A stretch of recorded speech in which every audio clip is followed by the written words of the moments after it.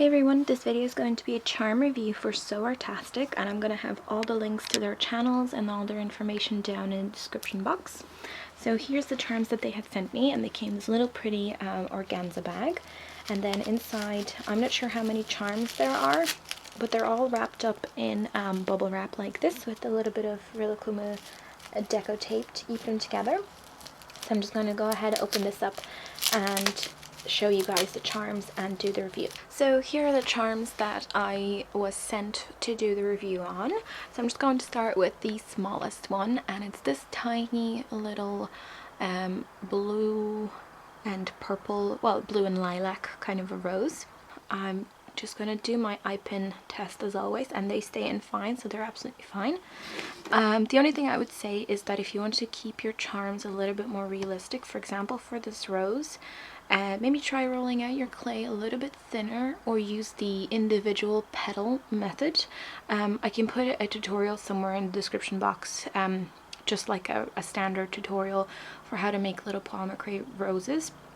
But the method that you're using, that you can see, is the roll-up one. The only problem with that is that I find that it tends to blend onto the surface too much. As you can see here, it's almost like you can't see the different petals. So maybe just try using a different method. But other than that, you know, the eye pin is in place well and all the pieces are stuck on correctly. The next charm that they sent was this little tiny toast, and it's textured very well. The back is also textured, as you can see. The only thing I can say is that it seems like you took the lighter color clay and you wrapped it in a little bit more of like a tan color, and then you sliced it to make the toasts. I find that sometimes what can happen is, if you can see it there, there's like a really thick bit of the tan on this corner and there's very little of it on that side. So wrapping one clay in another color can be a little bit tricky. So if you want to make slightly more realistic toasts, what I advise to do is to take the lighter color and roll it out into the shape of an individual toast, and then just shade the sides with a little bit of like a brown or tan pastel. That tends to give you a very nice realistic finish to it. But other than that, I'd say this is very pretty. The eye pin is almost secure, but as you can see, it does come out. So either liquid clay before baking or a little bit of super glue after baking could help that. The next charm is this little mustache cookie, and I really like this charm because you can see that the mustache is shaded and well textured really well into like the individual hairs, and then the cookie is nicely textured as well on the front and the back. The only thing I would say is to remember to texture the sides as well, because as you can see, they're very smooth and there's no texturing on there. So if you're making cookies, generally they would have a textured side to them as well, so keep an eye out on that. And then if you wanted to make it look a little bit more realistic, you could use a little bit of chalk pastels for shading around the sides and the bottom maybe, but other than that, it looks pretty cute. And as you can see, unfortunately your eye pin comes out pretty easily. The only problem with eye pins coming out is that if you're going to send these charms to somebody who's going to buy them from you, you don't want them to fall off, obviously, so just keep an eye out on that.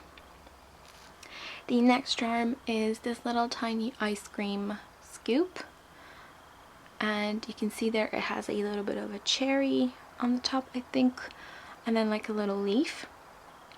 So overall, the shape of the charm is really nice. The cherry and leaf on the top are very good. The only thing I would say is to make ice cream look a little bit more realistic. Again, you could just use a little bit of texturing on the top part here, but that's just a very minor detail. It's not necessary. So this looks really, really cute. And the eye pin is secured really well in here. And then the last charm is this little traffic lights charm. I hope you can see that.